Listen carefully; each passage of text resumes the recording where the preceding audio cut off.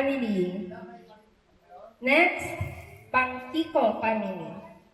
At Cardenas family. Ayan. So, yung mga di pa nagpapasa, papasa na lang po here. Bibigyan na po natin kay Sister Giselle at Sister Donica. Kaya nyo yan. Ayan. So, habang naghihintay tayo sa iba na madikit, sabi dito, work together, together. So, yan, kompleto po ba yung family natin today, this morning? Okay, ang kompleto, sabihin amen. Lakas ng echo, no? Okay lang. Okay. Next, how does it feel? Sino po dito yung may kulang na part ng puzzle? Wala naman? Scotch tape ang kulang. Ayun yung scotch tape. Ayan, so mabuti at walang missing sa puzzle natin. So sabi dito, how does it feel when one piece is missing? So, when we don't use our spiritual gifts, something is missing in our family. So, ang inaano po dito ay, malalaman niyo later kung bakit spiritual gift siya means. Ayan. So, bago po tayo tumuloy sa ating devotional, tayo po lahat ay pumikit para sa munting manalangin. Aming Panginoon, maraming salamat sa oras na ito na pinagkaloob sa amin. Kami po ipatungo sa devotional. Mga Panginoon, niyo po kaming gabayan, ang inyong banangahan na aming makasama at pagkalooban, Panginoon, kami ng banal na Espiritu upang maunawaan ang mensahe na nais pong aming malaman sa umagang ito. Sa matamis na pangalan ni Jesus. Amen. Ayan. So, mababasa po natin sa Revelation. So, sino po may dalang Bible? Ayan. Revelation 7, verse 4, verse 9 and 10.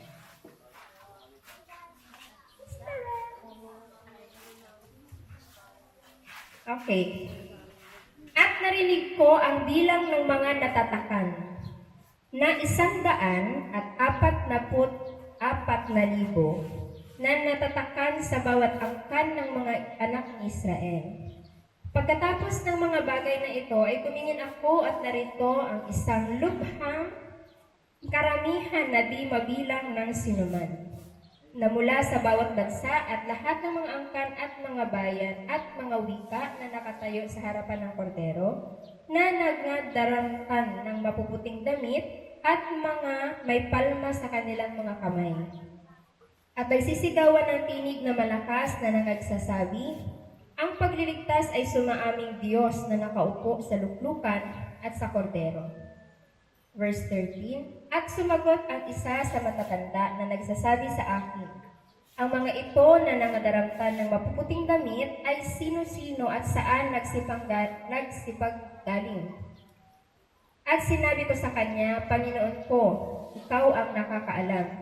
At sinabi niya sa akin, ang mga ito ay nanggaling sa malaking kapighatian at nangaghugas ng kanilang mga damit at pinaputi sa dugo ng kordero. Kaya't sila'y nasa harapan ng luklukan ng Diyos at nangaglingkod sa kanya araw at gabi at sa kanyang templo at siya'y nangupo sa luklukan. Ay lulukuban sila ng kanyang tabernakulo. Sila'y hindi na magugutom pa, ni mauuhaw pa man, ni hindi na sila tatamaan ng araw o ng anumang init, sapagkat ang kordero na nasa gitna ng luklukan ay siyang magiging pastor nila, at sila'y papatnubutan sa mga bukal ng tubig ng buhay, at papahirin ng Diyos ang bawat luha ng kanilang mga mata.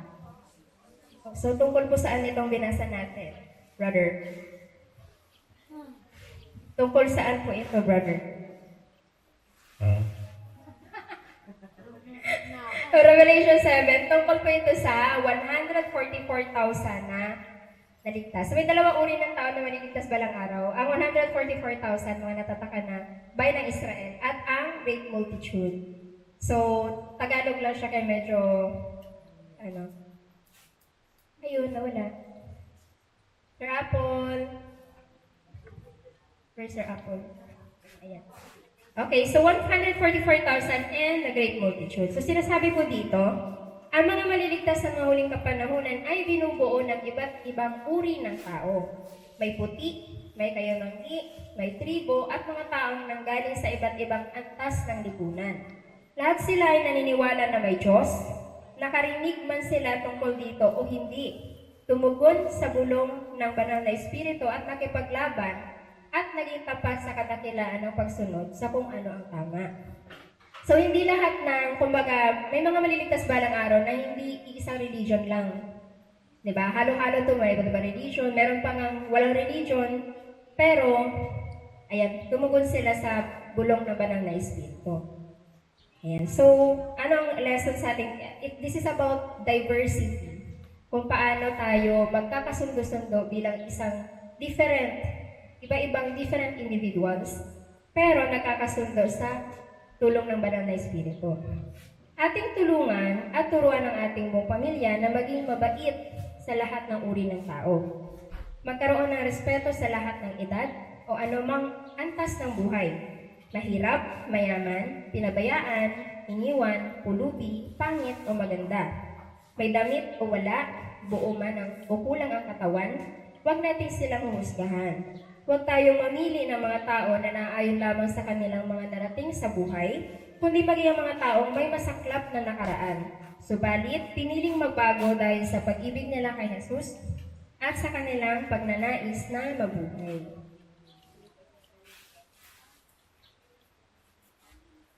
Ating turuan ng ating mga anak na ang lahat ng tao ay karapat-dapat mahalin at piliin, masama man o mabuti ang kanilang mga ugali dahil una silang minahal ni Jesus. May pera man sila o wala, may tinapos man sa pag-aaral o wala, mabaho man o mabango, lahat ay pantay-pantay sa mata ng Panginoon. Lahat ay karapat-dapat mahalin at bigyan ng pagkakataon na mapakinggan at makapagkaloob sa Panginoon ng kanilang mga handog na talento o karanasan sa buhay na maaaring makapagbigay inspirasyon sa lahat. Ayan po. So, ito pong lesson natin ay galing sa, saan nga po ito, Ate Roda? Yes, sa family ministry, lesson po ito. Ayan. Last year. Ayan. So, ito po yung diversity, no? Hindi lang siya sa itsura, sa height, pati pala amoy. Pati pananamit, pati color. So, talagang grabe napaka-diversity. At sabi dito, pantay-pantay lahat at dapat wala tayong pinipili. No? Kasi sa panahon ngayon, minsan masyado tayong maingat. Lalo na pag medyo nakita natin na may kapintasan sa pag-uugali, iniwasan natin kaagad. Pero yun nga, lahat kahit na kaaway natin, mahal pa rin sila ni Jesus. Kaya minsan, kahit sobrang may galit tayo o may kaaway tayo, minsan pinagpa-pray natin na, di ba? Minsan may times na nagpa-pray pa na sana may mangyari sa kanya. May mga gano'n nagpa-pray ba dito? Sa puso, o kahit hindi sinasabi, di ba? Pero sabi nga, bakit minsan kahit na may ginagawa silang masama, parang walang nangyayari sa kanila? Kasi mahal din sila ni Jesus. So minsan ang prayer mo, hindi siya nangyayari or hindi siya tawag dito, applicable. Kasi kahit na gano'n kasama ang ginawa nila sa'yo, mahal pa rin sila ni Jesus. So si Jesus pa rin natin na magde-decide sa consequence ng mga nagagawang kasalanan ng mga tao. Kaya ang ating choice lang ay mahalin sila kahit. Hello. Ang ating choice lang ay mahalin sila kahit wala tayong choice. Ayan. Okay, next. Sa Roma 12, tila may hindi pagkakaunawaan o tensyon sa loob ng simbahan. Ito ng simbahan, no? Tensyon.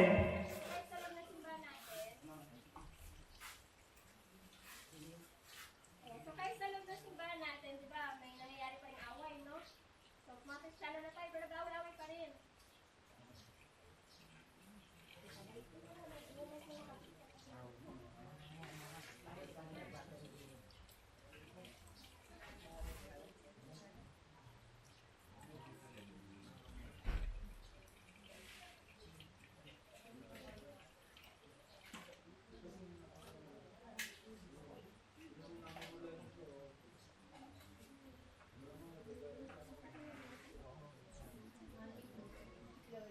Ayan. So dito, sa loob mismo ng simbahan, nagkakaroon pa rin ng tensyon.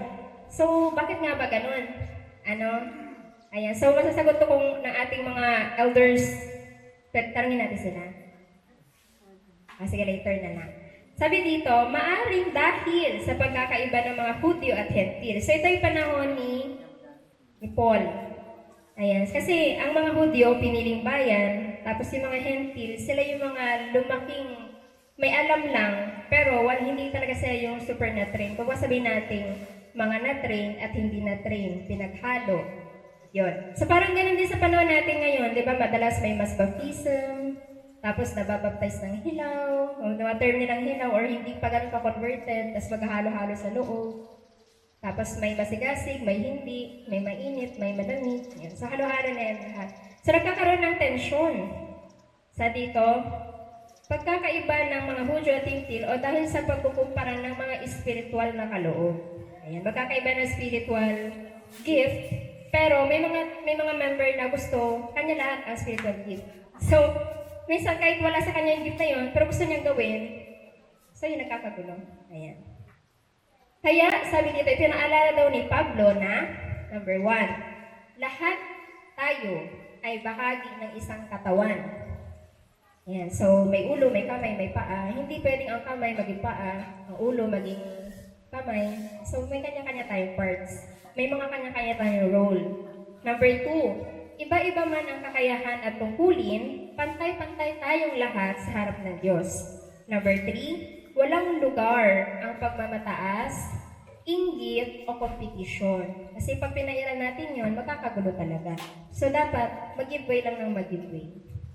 Yan lang, para kalma lang ang lahat. Okay. Sapagkat sinasabi ko sa pamamagitan ng biyaya na sa akin ay ibinigay sa bawat tao sa inyo na huwag mag-isip sa kanyang sarili ng totoong matayo kaysa nararapat niyang isipin, kundi mag-isip na may kahinahunan ayon sa kasukatan ng pananampalataya na ibinahagi ng Diyos sa bawat isa. Sapagkat kung paano ang isang katawan ay mayroong tayong maraming mga sangkap at ang lahat ng mga sangkap ay hindi pare-pareho ang gawain, ay gayon din tayo na marami ay isang katawan kay Kristo at sa mga sangkap na sumasama sa isa't isa. Ayan. So marami tayong gawain sa loob ng simbahan. May kanya-kanya tayong tungkulin. May kanya-kanya tayong office. Ayan. So, bagamat iba-iba ito, ay maganda yung nabibigyan ng pansin ang lahat, pero hindi nagkakagulo. Pero wala ding nane-neglect. Di po ba? Napakasaya ng gano'n na patay lang. Ayan. Next, naniniwala si Paul na sa pamamagitan ng pagsunod sa banal na espiritu, tayo ay magkakasundo sa kabilang ng ating pagkakaiba-iba, kabila. Ating kausapin ang isa't isa. Magdalawan, magpapasok sa mga bagay sa bahay ng isa't isa, maging mapagbigay at maging mabait nang sa gayon ay ating maranasan ang munting langit dito sa lupa sa pag-ibig ni Kristo. Okay, so isa-isahin nga natin ito. Ating kausapin ang isa't isa. Ayan, meron po ba dito na hindi pa nakakausap ang mga members niya kasama dito sa program? Ayan. So, number 1 dito, kausapin daw ang isa't isa. Number 2, magdalawan. So, mag-house to house, mag-visitation. Ayan po ibig sabihin nun. Number 3, magpapasok sa mga bahay ng isa't isa. Ayan. So, pero po dito ay magpapasok sa kanilang mga bahay. Ay, huwag sa bahay ko, late lang kasi. Ganyan eh. Ganyan din ako minsan eh. Ay, hindi pa ako naglilinis ng bahay, muna kayo dito. Ay, wala akong pampamerienda, kaya nagagawa na ng excuse. So, yun yung pero sabi na dito, hayaan natin silang pumasok, dumalaw. Ayan. So, hindi naman yung magpapasok ng magpapasok lang ng walang purpose. Magpapasok ka na magpa-visit, or magpa-pray over, mga ganun. Or kung nalulungkot ka, pwede ka mag-invite ng church member na pwede mo bang kumisitahin. Magkanta lang. Ganun. Okay. Sabi dito, maging mapagbigay at maging mabait. Sa gayon ay ating maranasan ang munting langit dito sa lupa. Ayan. They were all very different, but they were all very welcome. So ito yung goal ng ating retreat kasi, welcoming hearts. So kung hindi tayo welcome sa mga changes, mga maliliit na changes, pero malaki ang impact, katulad ng pakikipag-usap, mamansin, so walang mangyayaring different kahit na umuwi tayo. Diba? Kung di naman natin i-apply itong lesson natin. And now, they all live together in peace, and love forever and ever. So ito yung mga Corinthians sa panahon ni Paul na applicable din sa panahon natin ngayon. Ayan. So yan lang yung ating devotional sa umagang ito. Ayan. So bakit dito? Missing piece. How does it feel when one piece is missing? So katulad niyan, may mga nagpo tayo ng puzzle pero hindi kompleto yung iba nating pamilya, di ba? So kompleto yung puzzle natin pero literal ang kulang ay family member. So ano ang pakiramdam na nagbuo tayo ng isang puzzle na kulang ang miyembro ng ating pamilya? Ayan. So, ayan, when we don't use our spiritual gifts, something is missing. Kulang ang function ng isang family kung walang, kasi hindi naman lahat ng spiritual gift na sa'yo sa isang tao. So kung lahat ng member may kanya-kanyang gift na binigay si Kristo at ginagamit nila yun ng magkakasama, joint force, mas maano yung function ng isang family. Katulad halimbawa ng Ganson family, ayan. Kahit naiwan sila sa isang hanggang kay Ella, no, lahat nagpa-function. Di ba? Ayan. Kasi may kanya-kanya silang spiritual gift. How does it feel when one piece is missing? How might God feel about each person who is missing from His family? Ayan. So, ito yung about sa lost piece. So, wala namang lost piece sa ating puzzle, pero may lost sa ating family. Search for them. Ayan. Maaaring present dito yung family member, pero they are literally lost spiritually. Diba? Search for them. Katulad ng sheep, lost sheep. Remember how God feels about each of His missing sheep or children. Ayan. So, ito lang pong ating mensahe sa umagang ito. Bago po natin, after na lang, yung, ito, yung judge ng ating. Okay na ba kayo mag-dance? Okay na daw sila mag- Already na daw si Sister Giselle at si Sister Donica. Ayan. So, may kita natin kung para sa kanila, sino ang may pinakamaganda ba? Wala tayong competition, di ba? Top 13. Kasi 13 lang naman lahat. Top 13 ng ating artwork. Sino po mag-ano sa inyo? Yung mga nag-drawing, wag ma-offend ha. O, kids ha, wala tayong competition dito.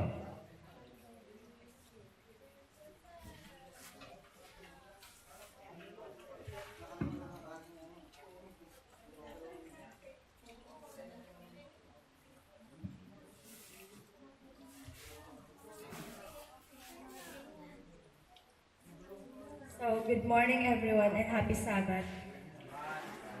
Sabat. Yung family po na may magandang puzzle na nabuo is yung top 1 is yung Pangkiko family. Sila po yung yung parang yung puzzle nila is super connect yung mga body parts. So kung makikita nyo, parang buong-buo siyang titingnan. So, congrats kay Pangkiko family po. So, pwede po bang tumayo yung Pangkiko family? Para makilala din po namin.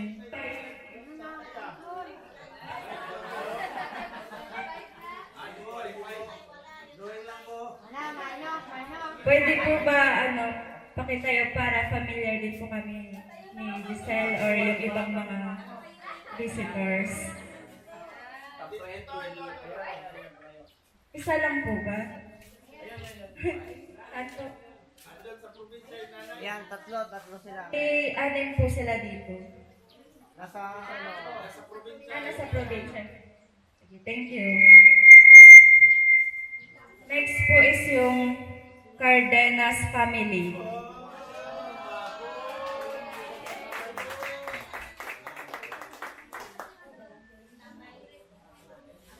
So, sila po yung next na may magandang puzzle na nabuo.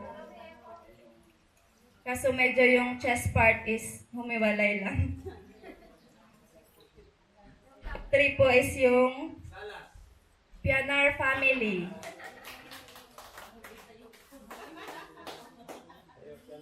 Po bang tumayo yung Pianar family?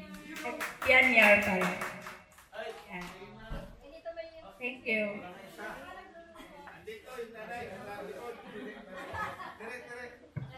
Yung top 4 po is yung Vertudazo and Kapampangan family.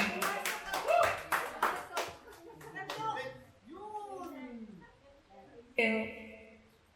Basta kalbo, sweet. Ayun. Kalbo na rin. Next is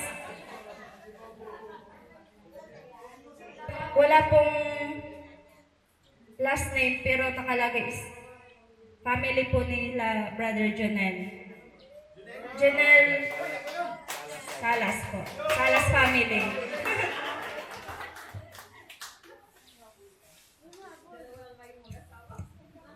Next is Figuro family.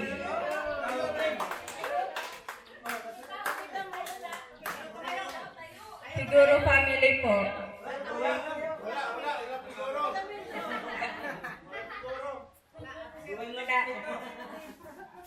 Thank you. Familiar naman po kami sa mga figuro po. Is nakalagay po is Papa Richards Miano family. Saan po sila? Ay, solo na. Next po is yung Ganson family.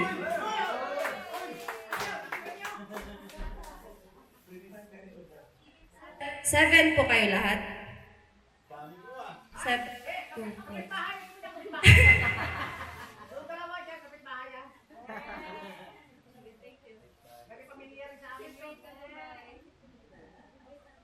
Pamilyar. Hindi pamilyar, pamilyar. Second to the last is yung Capobres family. Saan po sila? Ayan na sa dulo. Sige po.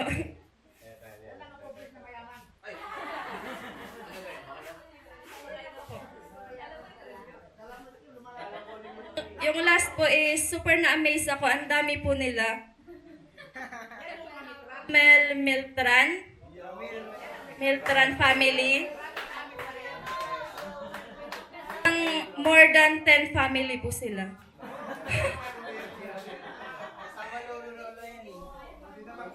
Buong angkan po ba to or isang ano lang, isang family? Ay, so yun po yung ano, thank you po sa ano, at least. Ay, may last pa po. Mang family. Yun po yung ano, yung Mang family. Ah,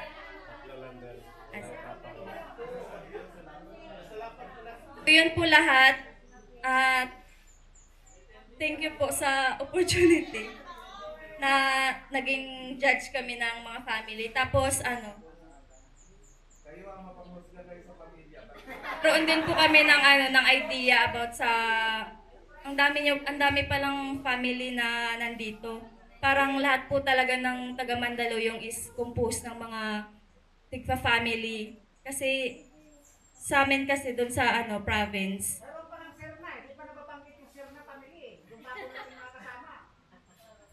Saan po yung ano sir na family? So parang it's good to hear na yung Mandaluyong family is composed po ng mga active family. Especially andito po talaga lahat. Yung lahat po na nandito is per family po talaga.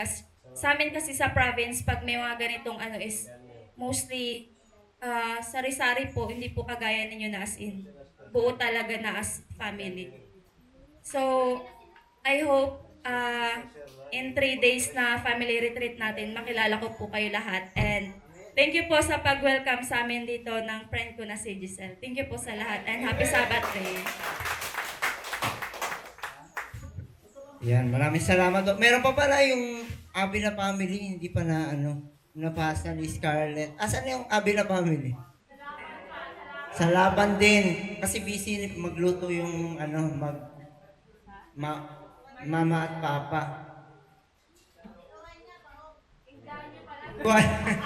Yung luha niya ba? Hindi ba nabigyan si mama? Ano, family ko pa hindi ko nabigyan. Sorry. Ayan, may luwanya din po pala. Meron pang isa eh. May isa pang family dito eh. Engganyo. Yun. So, yung Engganyo family. Oo, sila. Ano. So, maraming salamat po sa mga nag-participate. Actually, natutuwa kami kagabi. Kala ko nga, hindi to, parang hindi ba seryosohin. Pero, yung mga bata kasi talaga eh, pag yung mga bata yung effort, todong effort talaga. So, nahiya yung ibang mga matatanda na nag-drawing kasi ang gaganda ng pagkakagawa ng mga bata eh.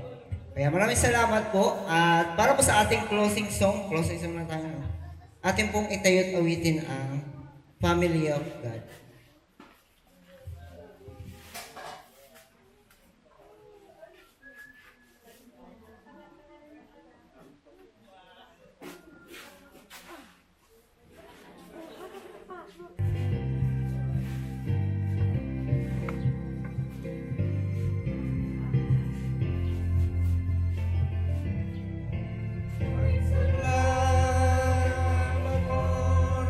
Of the family of God, I've been washed in the fountain, cleansed by His blood. Join ears with Jesus as we travel this earth. For I'm part of the family of God. You will notice we say brothers and sisters around here. It's because we're a family and these folks are so near. When one has a heartache, we all share the tears and rejoice in each victory in this family so dear. I'm so glad I'm a part of the family of God. I've been washed in the fountain, cleansed by His blood. Join ears with Jesus as we travel this earth. For I'm part of the family of God. From the door of an orphanage to the house of the King, no longer an outcast, a new song I sing. From rags unto riches, the weak to the strong. I'm not worthy to be here, but praise God I belong. I'm so glad I'm a part of the family of God. I've been washed in the fountain, cleansed by His blood. Join ears with Jesus as we travel this earth. For I'm part of the family of God. For I'm part of the family of God.